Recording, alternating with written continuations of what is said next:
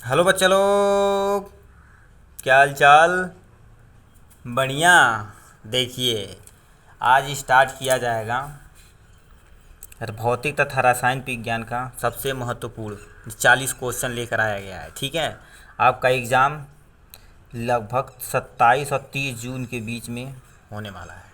ठीक है, हमें क्या करना है, बहुत से ज़्यादा क्या करना है, एमसीक्यू सॉल्व करना है। ठीक है, देखिए ये आपका यूपी पॉलिटेक्निक 2022 का जो एग्ज़ाम होने वाला 27 और 30 के बीच में वो कराया जाएगा। ठीक, भौतिक तथा रासायनिक विज्ञान का जो 40 क्वेश्चन महत्वपूर्ण है उसे लाया जाएगा। हम भी क्या करते हैं, पीडीएफ के जरिए एक बार कोशिश किए थे। ठीक है, इसमें एक्सप्लेनेशन मतलब क्या होता, क्वेश्चन को अच्छे से एक्सप्लेन नहीं कर पा रहे थे। ठीक, उसमें स्पेस यानी मोबाइल पे बहुत स्पेस क्या होता है, वो लिमिटेशन होता है। यहाँ पर हम क्या करेंगे, आपको मतलब यहाँ से मान लेते हैं, यहाँ से ऐसे क्वेश्चन लिखा रहेगा और यहाँ से सबसे लास्ट वाले पोर्शन में यहाँ आपका सॉल्यूशन दिया रहेगा, यानी जिस फार्मूले पे बेस रहेगा उस आपको पूरा सॉल्व कराया जाएगा। ठीक, चलिए देखिए हम स्टार्ट करते हैं। भौतिक तथा रासायनिक विज्ञान के मिलाकर टोटल 40 क्वेश्चन लाए हैं। ये किसी न किसी सन में मतलब क्या होता है, ये आपका एग्ज़ाम में आया हुआ क्वेश्चन है। ठीक है, वहाँ से एनालिसिस करिए और जो मोस्ट इम्पोर्टेंट क्वेश्चन है उसे भी पिछले साल से 2-4 साल का क्या, जो 5 साल का पेपर एनालिसिस करके ये 40 क्वेश्चन ढूंढा गया है। ठीक, इसी तरह से हम क्या करेंगे, 27 से 30 तक जाते जाते बहुत सारा क्वेश्चन हम क्या कर लेंगे, एमसीक्यू के जरिए बहुत सारा सॉल्व कर लेंगे। ठीक, चलिए देखते हैं। देखिए यहाँ से क्वेश्चन देखिए क्या पूछा है। यदि आपको क्वेश्चन आता है तो बहुत अच्छी बात है, आप वीडियो को पॉज करके तुरंत सॉल्व करके बताइएगा। ठीक है, चलिए यहाँ से हमें पहला क्वेश्चन क्या पूछा है, पहला क्वेश्चन पूछा है 20 मीटर ऊंचाई से, यानी 20 मीटर ऊंचाई से दो गेंदें 1 सेकेंड के समय अंतराल पर, यानी एक अंतराल पर छोड़ी जाती हैं, तो दोनों के छोड़े जाने के 2 सेकेंड बाद उनके बीच की दूरी बताना। कहने का मतलब क्या होता है, देखिए मान लेते हैं ये आपका छत है, ये आपका ज़मीन है। ठीक है, ये दो दे रखा है, तो मान लेते हैं ये क्या होता है, एक बस एक गेंद ये है, एक गेंद ये है। ठीक, अब ये 20, यहाँ से ऊंचाई कितना है आपका, यच जो है आपका 20 मीटर है। ठीक है, ये आपका 20 मीटर है। अब यहाँ से क्या होता है, इस गेंद को छोड़ा जाता है, तो यानी पूछा 1 सेकेंड के अंतराल, मतलब क्या होता है, पहले इसे छोड़ा जाता है, उसके बाद 1 सेकेंड बाद इसे छोड़ा जाता है, यानी दोनों छोड़े जाने के बाद 2 सेकेंड बाद उनके बीच की दूरी, मतलब क्या होता है इनके, यानी ये 1 सेकेंड पे, ये 2 सेकेंड पे अंतराल पे, मतलब क्या होता है, मान लेते हैं ये गेंद यहाँ पर पहुँचा, एक गेंद यहाँ तक, इनके बीच की जो दूरी है यहाँ से यहाँ तक की जो दूरी है वही दूरी बताना है। ठीक, देखिए कैसे इसे सॉल्व किएंगे। अब देखिए यहाँ से फार्मूला दिया, यस 1 माइनस यस 2 बराबर 1/2 जी। आपका जी का मान क्या होता है, आप कुछ भी रख सकते हैं, 9.8 या 10 कुछ भी रख सकते हैं आपने सूटेबल के अनुसार, यानी 3, मतलब क्या होता है 1 और 2 दोनों मिला के करने 3 का स्क्वायर हो गया, यहाँ माइनस लगा दिए 1/2 जी। अब 2 का स्क्वायर, अब देखिए करिए 2 का स्क्वायर, यहाँ से हम 2 का स्क्वायर कर दिए हैं। ठीक, इसी से हम क्या करते हैं, इसे सॉल्व किए हैं, तब कितना हो जाएगा 1/2 9.8 गुणे 3 और 2 कितना हो जाएगा 5 हो जाएगा, तो 5 यहाँ रख दिए हैं। ठीक, 5 यहाँ रख दिए हैं और यहाँ से हमारा कितना 24.5 मीटर आंसर आ गया। 24.5 मीटर का ही आंसर दिया, ए वाला ऑप्शन आपका सही है। ठीक, समझ आया होगा, जानते हैं, नहीं समझ में आएगा तो बताइएगा। ठीक है, अब क्या पूछा है, यदि प्रक्षेप का परास, यानी कोई प्रक्षेप परास आर है तो अधिकतम परास के लिए अधिकतम ऊंचाई होगी, यानी कौन सी ऊंचाई होगी, यानी अब देखिए करिए, यदि परास आपका आर है तो अधिकतम परास के लिए अधिकतम ऊंचाई कितनी होनी चाहिए, आपका आर ही सही, यानी ए वाला ऑप्शन आपका सही है। ठीक, अब यानी सेकेंड क्वेश्चन क्या कुछ लास्ट क्वेश्चन क्या पूछा है, किसी प्रक्षेप के अधिकतम उड्डयन काल के लिए प्रक्षेप कोण का मान होगा 90 डिग्री या 60 डिग्री या आपका 45 डिग्री या 30 डिग्री। अब उड्डयन कोण टी बराबर क्या होता है, टी बराबर 2u साइन थीटा बटे जी होता है। टी, ठीक, ये आपका फार्मूला है। इसके बेस कोई भी क्वेश्चन मान लेते हैं, जी का मान दिया है, साइन कितने डिग्री पे जा रहा है और यू का मान दिया, तो टी आप निकाल सकते हैं। मान लेते हैं टी दे रखा, यू अभी को निकालना, तो यहाँ से आप यानी इंटरचेंज करके आप फार्मूला, इसीलिए हम अब सब लिख दिए। ठीक, सब लिख दिए अच्छे से। टी के अधिकतम ऊंचाई यानी उच्चतम ऊंचाई मान के लिए साइन थीटा उच्चतम होता, तो यानी साइन थीटा 1 बराबर, यानी 1 होगा, साइन थीटा बराबर 1, तो यानी थीटा बराबर कितना हो जाएगा 90 डिग्री होगा, तो 90 डिग्री आंसर कहीं दिया है आपका, 90 डिग्री आपका आंसर सही है। ठीक, ये था आपका क्वेश्चन। अब लास्ट सेकेंड क्वेश्चन देखते हैं। नेक्स्ट क्वेश्चन क्या पूछा है, अर्ग गुणे सेकेंड, यानी देखो अर्घ गुणे सेकेंड का मात्रक है, यानी कोणीय संवेग या संवेग या गुरुत्वीय नियतांक या प्लैंक नियतांक है। तो आपका डी वाला यानी प्लैंक नियतांक का मान, यानी प्लैंक नियतांक का मान क्या मात्रक होता है, अर्घ गुणे सेकेंड होता है। ठीक, ये था आपका ये क्वेश्चन। अब लास्ट क्वेश्चन देखते हैं। नेक्स्ट क्वेश्चन क्या पूछा है, नेक्स्ट क्वेश्चन हमसे पूछ दिया है किसी तारे यानी किसी तारे से पृथ्वी तक, यानी मान लेते हैं ये आपका स्टार है, ठीक है, ये स्टार है, यहाँ से आपका अर्थ है, यहाँ से यहाँ तक पृथ्वी तक प्रकाश में आने में 5 समय यानी 5 वर्ष लगता है। यानी ये तारा है, ये आपका स्टार है, ये आपका अर्थ है। ठीक, यहाँ से यहाँ तक यानी जो यानी प्रकाश है, लाइट है, आने में कितना समय लग रहा है, 5 साल लग रहा है। ठीक, 5 साल लग रहा है, लगते हैं। तारे से पृथ्वी की दूरी यानी दूरी बताना, तब चाल बराबर दूरी बटे समय, बचपन से ही पढ़ते आ रहे हैं। तो देखिए क्या दिया, दूरी बराबर चाल गुणे समय हो जाएगा। अब चाल प्रकाश की चाल है 3 × 10⁻8 मीटर पर सेकेंड। अब 5 इसमें से आप गुणा करेंगे तो आप ये क्या मीटर पर सेकेंड है, ये वर्ष है, तो इसे अभी क्या होगा सेकेंड में कन्वर्ट करना पड़ेगा आपको। यदि कन्वर्ट करके इसे पूरा साल में करेंगे तो आपका यानी 4.73 × 10⁻13 यानी 13 आंसर आने वाला है। ठीक, इसे सॉल्व करिएगा आप। ठीक है, तो आपका सी वाला ऑप्शन आपका सही है। ठीक है, अब क्या पूछा है, गुप्त उष्मा यानी गुप्त उष्मा का बीमी सूत्र होता है। गुप्त उष्मा का बीमी सूत्र क्या होता है, यम एल पे माइनस यानी यम एल पे 2 टी पे -1, या दूसरा यम पे स्क्वायर यम पे 2 यल टी पे -2 होता है।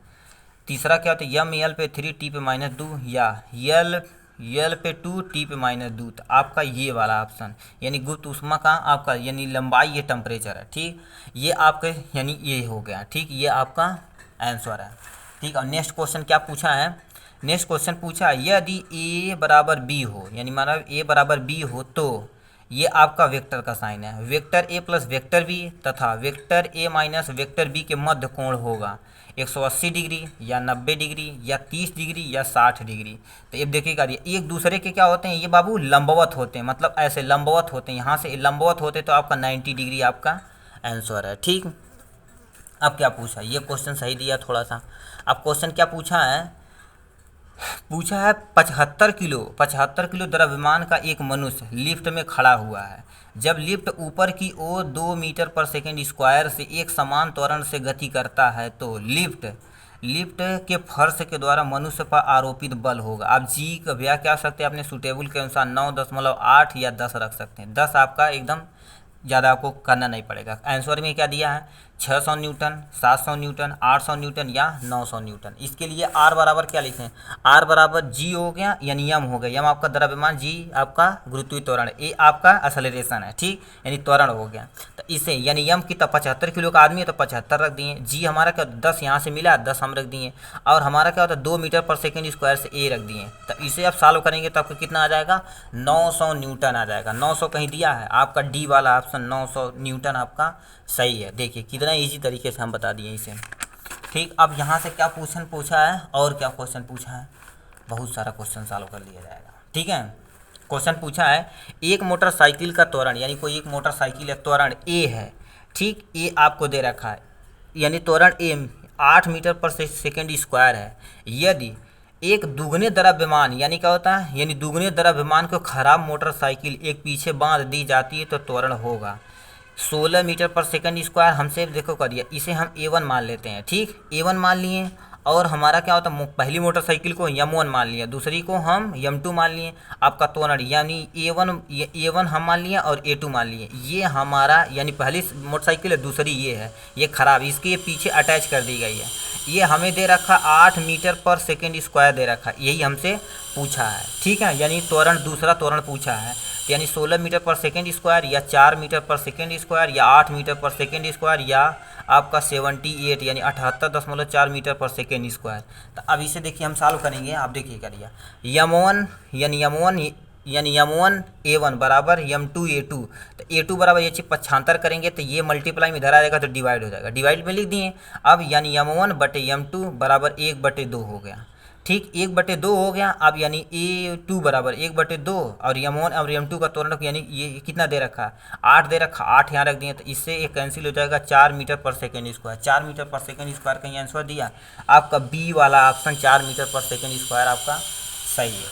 ठीक है, अब क्या पूछा है, 50 किलो द्रव्यमान वाला मनुष्य 40 पग वाली सीढ़ी पर, यानी ये आपका सीढ़ी बना लेते हैं, ठीक है, ठीक, ये सीढ़ी बन गई।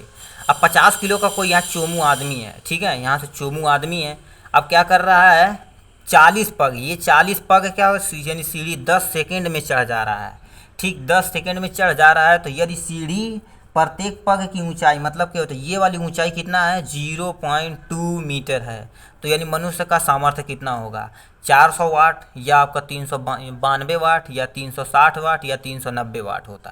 तो आप देखिए क्या दिए, यहाँ से P बराबर क्या होता है, mgh डिवाइडेड बाई 2, यानी T होता है, ठीक, यम आदमी कितने का है, 50 किलो का, G का मान हम यानी 9.8 या 10 आप रख सकते हैं, यानी कितनी हाइट है इसकी, 40 पग है, तो हम क्या कर दिए, 40 यहाँ रख दिए। अब हमारा T कितना है, यहाँ से पग, यहाँ से 0.0 यानी क्या होता है 0.20 होता है, और यानी टोटल का होल डिवाइडेड बाई कितना हो गया, 10 हो गया, ठीक, 10 सेकेंड लगता है, ठीक है। अब यानी इसे अब सॉल्व करेंगे तो कितना, 392 वाट आ जाएगा, 392 वाट का आंसर दिया, बी वाला आपका आंसर सही है, ठीक। अब वो क्या पूछा है, मिठाई मुंह में पानी आ गया होगा, ठीक है, मिठाई के एक टुकड़े को पोषणीय मान, यानी पोषक, उसमें कितना पोषक तत्व है, प्रोटीन तत्व कितना है, पोषणिक मान कितना, 360 किलो कैलोरी है।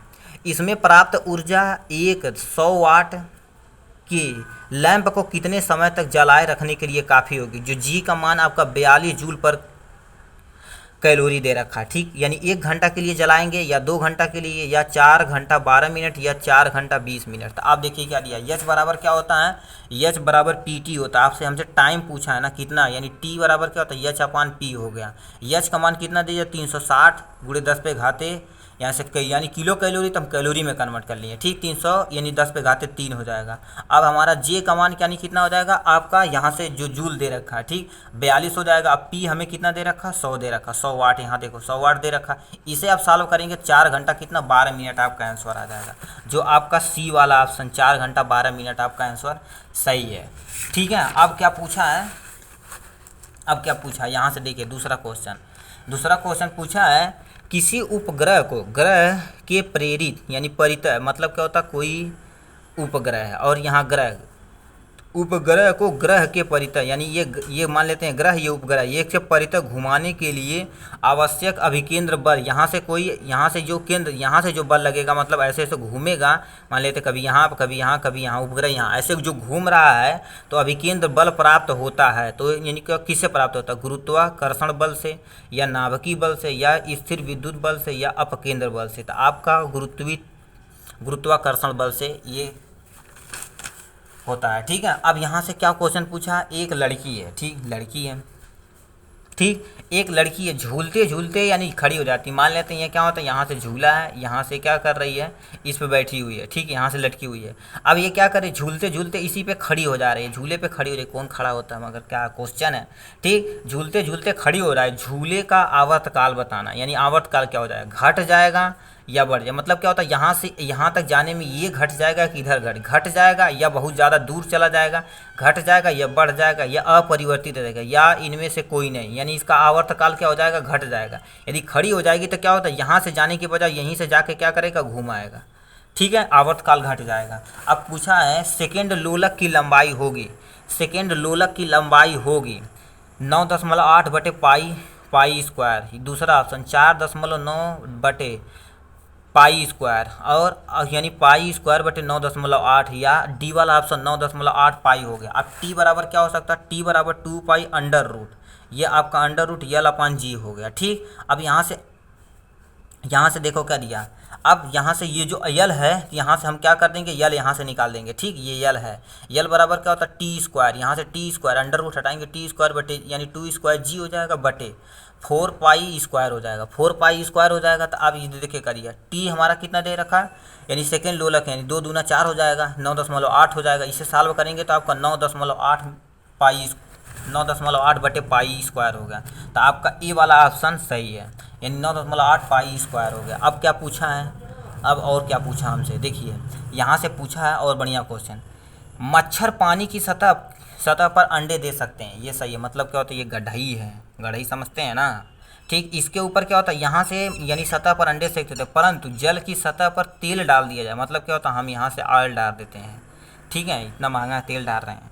ठीक, जब पानी की सतह पर तेल डाल दिया जाता है तो मच्छर यानी क्या होता है, मच्छर अंडे नहीं दे पाते। क्यों नहीं दे पाते हैं, वो भी बताया जाएगा। मतलब क्या होता है, उसके ऊपर एक लेयर ऐसे बना लेगा, तो यहाँ से यानी ऑक्सीजन क्या हो जाएगा, यहाँ से वाटर में डिजॉल्व नहीं हो पाएगा। वाटर में डिजॉल्व नहीं हो पाएगा तो अपना वो भोजन यानी रिस्पायरेशन नहीं कर पाएंगे, ख़त्म हो जाएंगे। तो उसके लिए क्या होता है, जल का पृष्ठ तनाव बढ़ जाता है। दूसरा ऑप्शन, जल का संयंत्रता बढ़ जाती है। तीसरा ऑप्शन, जल का पृष्ठ तनाव घट जाता है, या इनमें से कोई नहीं। तो आपका सी वाला ऑप्शन, जल का पृष्ठ तनाव घट जाता है, ये ऑप्शन आपका सही है।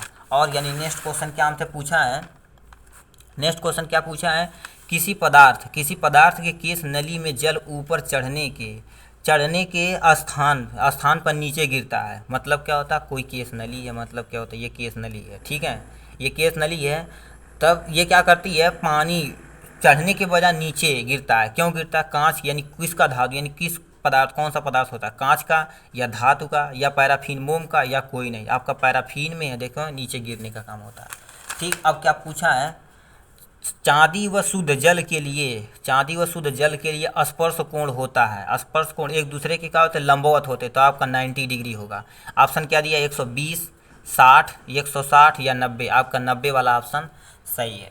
ठीक, और क्या पूछा है, बैरोमीटर को पहाड़ से खान में ले जाने पर पारे का तल होता है। मतलब क्या होता है, बैरोमीटर है, यदि पहाड़ से उसे हम खान में ले जाते हैं, मतलब कोयले वगैरह खान में ले जाते हैं, तो क्या हो जाता है, यानी पारे का तल गिरेगा या ऊपर उठेगा या उतना ही होगा या इनमें से कोई नहीं। तो बी वाला ऑप्शन ऊपर हो यानी ऊपर उठेगा, बी वाला ऑप्शन सही है। अब क्या क्वेश्चन पूछा है, यानी किसी शर्त पर प्रत्येक गैस आदर्श गैस की तरह व्यवहार करती है। यानी कौन सा ऐसा शर्त है, आदर्श गैस का पीवी बराबर क्या होता है, NRT, ये आपका इक्वेशन है। ठीक, तो यानी पूछा किस तरह व्यवहार करती है, समान ताप व समान दाब पर, निम्न ताप व उच्च ताप पर, या उच्च ताप तथा निम्न दाब पर, या इनमें से कोई नहीं। तो आपका बी वाला, निम्न ताप व उच्च दाब यानी निम्न ताप व उच्च ताप पर काम करने वाला काम होता है। ठीक, ये आपका बी वाला यानी क्या होता है, बी वाला ऑप्शन सही है। और क्या पूछा है, और हमसे पूछा है पेट्रोल इंजन, यानी पेट्रोल इंजन की दक्षता मतलब कैपेसिटी कितना होती है, 50% या 30% या 25% या 10%। आपका बी वाला ऑप्शन 30% होती है। 30% यानी पेट्रोल जो का इंजन जो होता है उसकी दक्षता कितनी होती है, कैपेसिटी 30% होती है। अब क्या पूछा, पैराफिन से दोबारा देखो क्वेश्चन आ गया। पैराफिन मोम जमने पर सिकुड़ता है, मोम का गलनांक होगा, यानी दाब के साथ परिवर्तित नहीं होता है। और बी वाला, दाब बढ़ने पर यानी घटता है, या सी वाला, दाब बढ़ने पर बढ़ता है, या इनमें से कोई नहीं। तो सी वाला ऑप्शन, दाब बढ़ने पर बढ़ता है। ठीक, ये सी वाला ऑप्शन। और यानी क्या होता है, ये फिजिक्स का सबसे लास्ट एंड फाइनल क्वेश्चन है, पूछा है। अब यहाँ से ये बहुत इंपॉर्टेंट है। ठीक है, ये क्वेश्चन देखो कर दिया हमसे, पूछा है 14 फ़ारेनहाइट ताप दर्शाया है, मतलब दर्शाया तो आपका यानी क्या होता है, डिग्री सेल्सियस पैमाने में यह ताप कितना होगा, -20 डिग्री सेल्सियस या -10 डिग्री सेल्सियस या 10 डिग्री सेल्सियस या यानी क्या होता है 20 डिग्री सेल्सियस। इसके लिए आपको यहाँ से फार्मूला बताते हैं, यानी C/100 यानी C/100 बराबर F - 32 बटे क्या होगा, यहाँ से आप सॉल्व करेंगे 180। ठीक, तो आप देखो करिए, जो वैल्यू दे रखा, हमें फ़ारेनहाइट दे रखा, तो ये आपकी जगह हम क्या रख देंगे, ये जो आपका 14 दिया है यहाँ पर हम फिलअप कर देंगे। ठीक, अब इसे सॉल्व करेंगे यदि, अब देखिए कर दिया 14 में से यहाँ से कितना हो जाएगा, -18 आ जाएगा। अब यहाँ से ये ऊपर जाएगा तो मल्टीप्लाई हो जाएगा, ये 0 से 0 कैंसिल हो जाएगा, 18 से 18 कैंसिल हो जाएगा, तो ये माइनस बचा तो 10 ये बचा, तो -10 डिग्री सेल्सियस। तब -10 डिग्री सेल्सियस कहीं दिया है, ये दिया है। ठीक, ये था आपका फिजिक्स का टोटल क्वेश्चन। अब चलते हैं हम इंटर करते हैं किसमें, केमिस्ट्री में। ठीक, केमिस्ट्री हम इंटर करते हैं। केमिस्ट्री में क्या पूछा है, देखिए केमिस्ट्री में भी अच्छा क्वेश्चन है। ठीक, अब पूछा है, ये बड़ा क्वेश्चन ज़्यादा नहीं आता है। ठीक, यदि आएगा तो देखा जाएगा। मैं क्या करूँ, पहले छोटा क्वेश्चन हमें तैयार करना पड़ेगा, बहुत ज़्यादा तैयार करने। सबसे कम तरंग दैर्घ्य वाली विद्युत चुंबकीय विकिरण है, यानी कौन सी ऐसी किरण है जो जिसका यानी तरंग दैर्घ्य यानी सबसे कम विद्युत चुंबकीय है। और क्या पूछा है, कॉस्मिक किरणें या माइक्रो तरंगे या गामा किरणें या एक्स किरणें होती हैं। तो आपका बी वाला ऑप्शन, माइक्रो तरंगे जो होती हैं सबसे कम तरंगदैर्घ्य की होती हैं। ठीक, ये आप याद रखिएगा।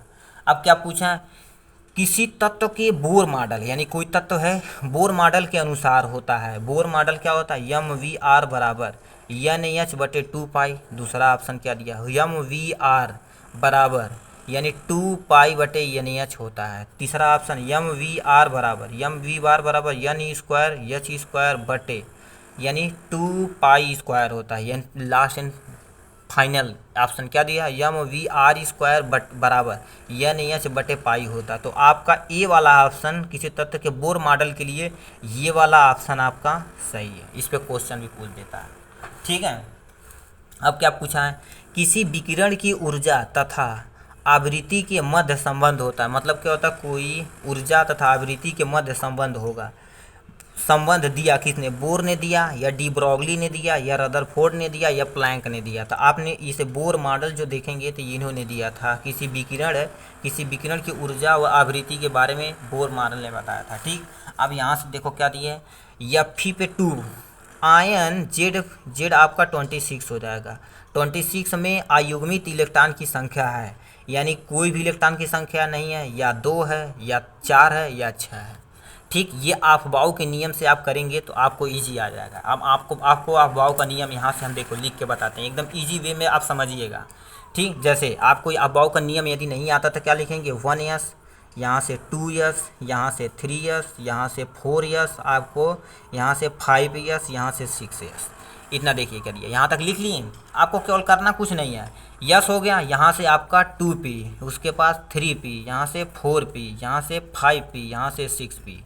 ठीक, उसके बाद यस पी डी, यहाँ से 3d हो जाएगा, 4d हो जाएगा, यहाँ से 5d हो जाएगा, यहाँ से 6d हो जाएगा। उसके बाद यस पी डी, उसके बाद आपका यफ आ जाएगा। याद करना नहीं है, कुछ नहीं याद करना है। ठीक है, अब आपको क्या करना है, ऐसे ऐसे काटते चले जाइए, जो आएगा इसी के अकॉर्डिंग है। यही तो आप बाउ का नियम है। अब देखो क्या दिया, इसमें आपका 2 इलेक्ट्रॉन फिलअप करेंगे, यानी यस में 2 इलेक्ट्रॉन, पी में 6 इलेक्ट्रॉन, डी में आपका 10, आपका यहाँ से 14, यही इलेक्ट्रॉन तो फिलअप होता है। अब यहीं से क्या करेंगे, ऐसे यहाँ से जाएंगे, इससे ऐसे ऐसे जाएंगे, काटना ही कुछ नहीं है, केवल जाएंगे एग्जाम में तुरंत ऐसे सड़ासड़ बना देंगे। ठीक, अब चलिए हम आपके क्वेश्चन पे आते हैं। ठीक, ये याद रहेगा, अफबाऊ का नियम यही है, कुछ करना नहीं पड़ेगा, काट रहे हैं बाबू, उसी को काटना है तुम्हें, कुछ करना नहीं है। अब हमसे क्या पूछा, यही देखो पूछा है, तो हम देखो क्या दिया, इसे यदि उसके यानी अफबाऊ के नियम के अनुसार करेंगे तो 3d आपका 8 आ जाएगा। अब यफ पे माइनस यानी कि तो 2 है, तो यहाँ से क्या हो जाएगा, इसमें से 2 माइनस हो जाएगा, 3d 6 हो जाएगा। इसमें यदि फिलअप करेंगे तो डी में हमारा कितना बचा है, 10 इलेक्ट्रॉन, तो कितना खाना, 5 खाना, 1 खाना, 2 3 4 5 खाना बना दिए। आपका क्या होता है कि यहाँ से 6 इलेक्ट्रॉन है, तो 1 2 3 4 5 भर दिए, 1 बचा हुआ, तो 1 यहाँ डाल दिए। कितना खाली है, 1 2 3 4 खाली है, तो अयुग्मित इलेक्ट्रॉन की संख्या कितनी है, 4 है। अब इस पे बीएस पे कोई भी क्वेश्चन हम जानते हैं यहाँ से बचने वाला नहीं है। ठीक, सुपर ट्रिक बता दिए। अब क्या पूछा, जब 3D कक्षक पूर्ण हो जाते हैं तो नया इलेक्ट्रॉन किस में प्रवेश करता है। ये भी आप बाउ नियम से आप कर सकते हैं। चलिए, इससे हम 3D कक्षक पूर्ण हो जाते हैं। आप देखो 4p 5s 4f या 4d, यही दिया है ना, अभी आप तुरंत कर देंगे। 3D पूछा है ना, तब देखिए क्या दिया, 3D है तो आप 3D यदि है तो यहाँ से आएंगे वापस, तब इसमें करिए, इसमें इंटर करेंगे। ठीक है, यानी इसमें इंटर करेंगे तो यानी ऑप्शन क्या दिया है, ऑप्शन दिया कुछ, यहाँ से देखो क्या दिया, आप 4p यानी 3D है, 3D कक्षक यदि भर जाएगा तो किस में फिलअप करेंगे आप, 3D से आप किस में जाएंगे, 4p में जाएंगे। ठीक है, 3D से उसके बाद हम क्या इसमें आएंगे 4p में। अरे बाबू देखो, नहीं समझ में आ रहा तुम्हें, देखो यहाँ से गए, यहाँ 3p हो गया, अब 3D में आ गए, 3D के बाद यहीं आएंगे ना 4p में, तो 4p आपका जो ऑप्शन है उसी पे मारिए आप। देखो 4p कहीं ऑप्शन दिया है, 4p आपका ये वाला ऑप्शन आपका सही है। दोबारा क्वेश्चन पढ़िए, 3D पूर्ण कक्षक यदि भर जाए तो किस में इलेक्ट्रॉन प्रवेश करता है, यानी 3D के बाद 4p आया ना, तो 4p में इंटर करेंगे आप। वही आप बाउ का नियम यानी फॉलो करिएगा, आप तुरंत आ जाएगा। ठीक, और क्या पूछा है, और पूछा है हमसे, देखिए क्या पूछा है, किसी कक्षक में इलेक्ट्रॉन पाने की संभावना को किसे यानी किसके द्वारा ग्रहण किया जाए, यानी ग्रहण किया गया था, पहला रदरफोर्ड या दूसरा बोर या हाइजेनबर्ग के निश्चितता का नियम या आपका श्रोडिंगर ने। तो आपका श्रोडिंगर यानी ब्रीडिगर रख देना चाहिए था नाम, श्रोडिंगर ने इन्होंने क्या किया था, इन्होंने ये कथन को बताया था। ठीक, उसके बाद क्या पूछा, हमसे पूछा मेथेनॉल तथा एथेनॉल। ठीक, मेथेनॉल और एथेनॉल, मेथेनॉल का आपका CH3OH होता है, एथेनॉल C2H5OH होता है। ठीक, मेथेनॉल एथेनॉल पानी में मिश्रित है, क्योंकि यानी पानी में घुल जाता है, यानी एथिल अल्कोहल या मेथिल अल्कोहल पानी में घुल जाता है, क्योंकि इसमें क्या होता है, संयोजक बंध है। दूसरा ऑप्शन हाइड्रोजन बंध है यानी गुण है, या तीसरा ऑप्शन ऑक्सीजन बंध है या कोई बंध नहीं। तो इसके अंदर हाइड्रोजन बंध होने के कारण क्या होता है, पानी में इजीली घुल जाता है। ठीक, यही आपसे क्वेश्चन पूछा है। अब पूछा आयनिक बंध का बनना, आयनिक बंध क्यों का बनना क्या, एक ऊष्माक्षेपी अपक्रिया है या ऊष्माशोषी अपक्रिया है या इनमें से कोई नहीं, या यानी क्या होता है ए और बी दोनों या इनमें से कोई नहीं। ये आयनिक बंध का बनना एक ऊष्माक्षेपी अपक्रिया मानी जाती है। ठीक, तो ये ऊष्माक्षेपी अपक्रिया हो गया। और क्या पूछा है, यहाँ से देखो कर दिया, कौन सा यौगिक जल घुलनशील होता है, यानी कौन सा इसमें यौगिक है, अभी आगे ही पढ़ेंगे। देखिए एथिल अल्कोहल बताएं कि नहीं, मेथिल और एथिल अल्कोहल, यहाँ से देखो कर दिया, ये बताएं ना, तो यही तो तुमसे नीचे वाला क्वेश्चन में पूछ दिया, कौन सा यौगिक जल घुलनशील है, तो आप एथिल अल्कोहल बिना पूछे ही मार दीजिए। ठीक, देखो कर दिया, कौन सा यौगिक जल घुलनशील है, तो आपका क्या CH2 या C2H5OH या CCl4 या CH3Cl हो गया। तो आपका ये आपका यानी C2H5OH यानी एथिल अल्कोहल जो है जल में घुलनशील है। कौन सा आयनिक होता है, इनमें से कौन सा आयन है। ठीक, ए हो गया, बी हो गया, सी हो गया, आपका डी हो गया, यानी KI या CH4 या डायमंड या H2 यानी H2 होता है। तो आपका ए वाला ऑप्शन क्या होता है, यहाँ से KI आपका आयनिक है।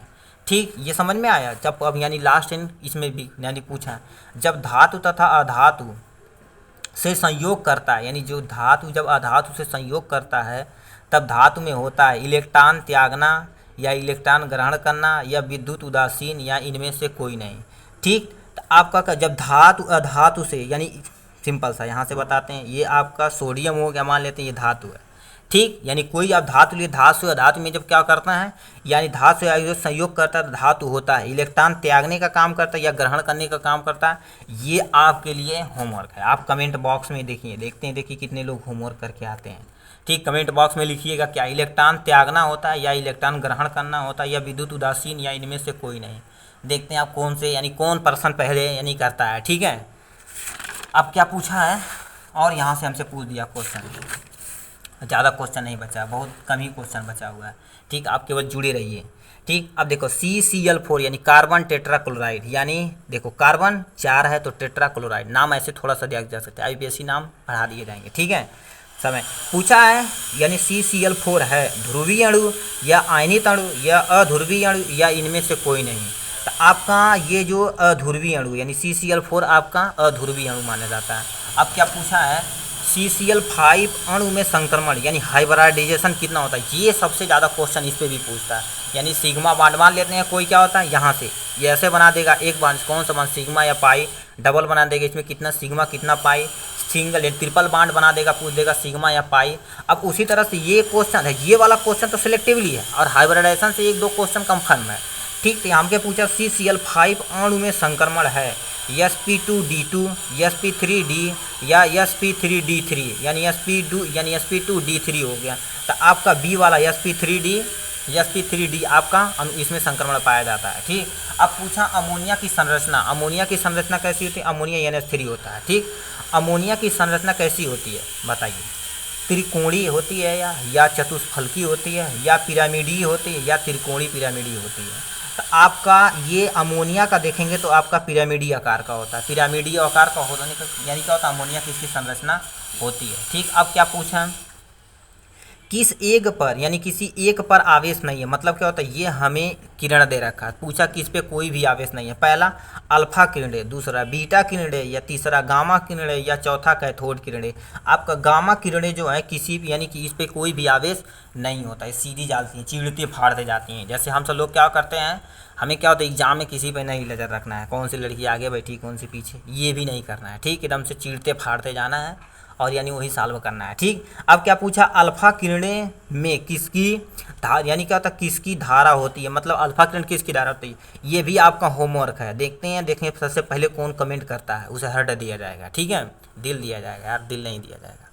ठीक, यहाँ से पूछा अल्फा किरणें किसकी धारा है, हाइड्रोजन या हीलियम या ओनली, यानी पहला ऑप्शन हाइड्रोजन है, दूसरा ऑप्शन ये लिख देते हैं आप। मान लेते हैं ये क्वेश्चन किसका है, मान लेते हैं ये आपका 35 नंबर क्वेश्चन है। 35 नंबर का आप बताइएगा कौन सा सही है, ए वाला ऑप्शन या बी वाला या सी वाला या आपका डी वाला, ऐसे लिखिएगा। 35 का ए यानी ऐसे लिखिएगा। ठीक, 35 का ये आपको यानी ए यदि सही रहेगा तो ए, बी रहेगा तो बी, सी रहेगा तो सी और डी नहीं तो हम क्या एक लिख देंगे तो सब लिख के भेज देंगे। ठीक, ये आपको बताना है। ठीक, ये आपके लिए 2 क्वेश्चन आपको होमवर्क मिल गया। ठीक, करेंगे नहीं, ठीक, अरे करेंगे तो अभी तो मज़ा आएगा, नहीं तो हम केवल चिल्लाएंगे, आपको कुछ फ़र्क नहीं पड़ने वाला है। ठीक है, नहीं यार, ठीक, आप सब लोग बहुत अच्छे इंसान हैं। ठीक, अब क्या पूछा है, परमाणु नाभिक का प्रथम, यानी परमाणु है नाभिक का प्रथम नियंत्रित कृत्रिम विघटन, यानी विघटन किया गया था। यानी परमाणु नाभिक का प्रथम नियंत्रित, यानी परमाणु नाभिक है पहली बार नियंत्रण यानी कंट्रोल करने के लिए कृत्रिम यानी विघटन किया गया था। यानी क्या किसके द्वारा, गाइने यानी गाइगर ने, अरे भाई टाइगर नाम रख लिए होते यार। ठीक है, चलिए, गाइगर ने, दूसरा बिलियन यानी क्या था बिल्सन ने। ठीक, हमको यार इस क्रिकेटर का नाम याद आ गया। ठीक, उसके बाद है कोको क्राफ्ट के द्वारा, कोको यानी कोको कोला वाला। ठीक, कोको क्राफ्ट के द्वारा या रदरफोर्ड के द्वारा। तो ये सब हम नाम जल्दी सुने नहीं, रदरफोर्ड जाना सुने तो रदरफोर्ड हम क्या करेंगे, माने सुनने से नहीं, यहाँ समझना है क्वेश्चन। ठीक है कि नहीं, हम सुनेंगे। अब पूछा कैंसर के इलाज में कौन सा, यानी कैंसर के इलाज में कौन सा यानी समस्थानिक का उपयोग किया जाता है। पहला 53I131, दूसरा 15P32, तीसरा 27CO60 और डी वाला हो, यानी क्या होता है 1 हाइड्रोजन 2 यानी 1H2। आप बताना क्या होता है, ये सी वाला ऑप्शन जो है ये कैंसर के इलाज में लिए यूज किया जाता है। ठीक, कैंसर एक हेला सेल होता है, 2 भी कंटिन्यू ग्रो करता रहता है। ठीक, ये था आपका क्वेश्चन। अब क्या पूछा है, लास्ट एंड फाइनल क्वेश्चन। ठीक है, गैलेनविक सेल में एनोड पर आवेश होता है, पॉजिटिव होता है या निगेटिव होता है या अनावेशित होता है। ठीक, मतलब कहते तो गैलेनविक सेल में एनोड पे होता है पॉजिटिव या निगेटिव या कोई भी चार्ज नहीं होता। तो आपका बी वाला ऑप्शन इसमें निगेटिव चार्ज होता है। ठीक, देखिए आप हम क्या कर दिए, देखिए कितने इजी तरीके से हम क्या कर दिए, इसे ख़त्म कर दिए। ठीक है, ख़त्म कर दिए। जुड़े रहने के लिए बहुत बहुत धन्यवाद। फिजिक्स और केमिस्ट्री का मिला के हम कितना क्वेश्चन कर दिए, आपका 40 क्वेश्चन आपका ये आपका हम क्या कर दिए, ख़त्म कर दिए, जो बहुत इंपॉर्टेंट ही क्वेश्चन था। ठीक, पढ़ाई करते रहिए। All the very best.